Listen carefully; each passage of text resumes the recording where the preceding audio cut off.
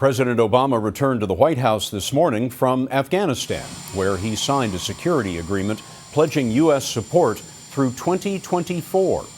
Hours after he left Afghanistan, the Taliban set off a bomb in Kabul that killed 7 civilians. The president's visit came 1 year to the day after Navy SEALs killed Osama bin Laden.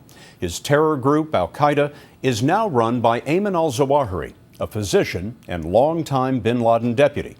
Is Al Qaeda still a threat? We asked Bob Orr to take a look.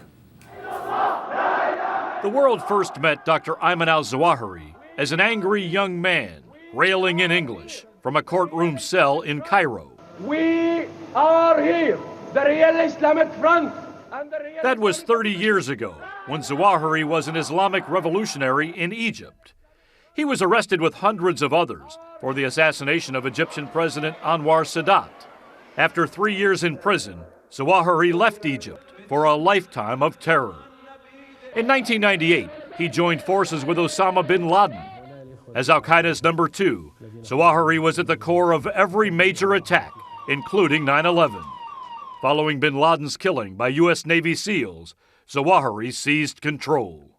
He is as deadly a threat as we've faced before. Bruce Rydell, who spent 3 decades at the CIA chasing Al Qaeda, says Zawahiri wants to tighten his grip on the terror network. Zawahiri, to cement his authority, he has to carry out terror. He has to produce a significant terrorist attack which has his fingerprints on it. So to establish his credentials, his standing in the terror world, he needs to attack.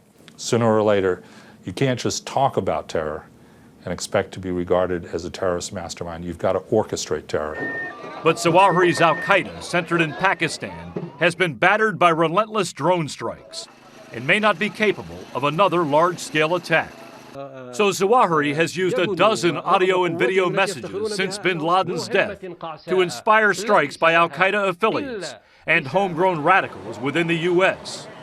Juan Zarate, who was on the National Security Council of the George W. Bush White House, says Zawahiri's propaganda might help the U.S. find him. Anytime he pops his head up, like a prairie dog, he can be found, or a trace back to him can be found. So the dilemma for Zawahiri is he needs to message to stay relevant, but when he messages, he becomes vulnerable. That's right. U.S. officials say if they get a clear shot at Zawahiri, they'll take it. Rydell says he suspects Zawahiri, like bin Laden, is hiding in a populated center somewhere deep inside Pakistan. Is it important to take Zawahiri off the battlefield? Absolutely. This is a resourceful and smart guy, and it's important that we get him as soon as possible. Zawahiri lacks bin Laden's charisma, and core Al Qaeda, in fact, is down to a few hundred members. But counterterrorism officials, Scott, say it would be a big mistake to underestimate the Egyptian doctor. Bob, thanks very much.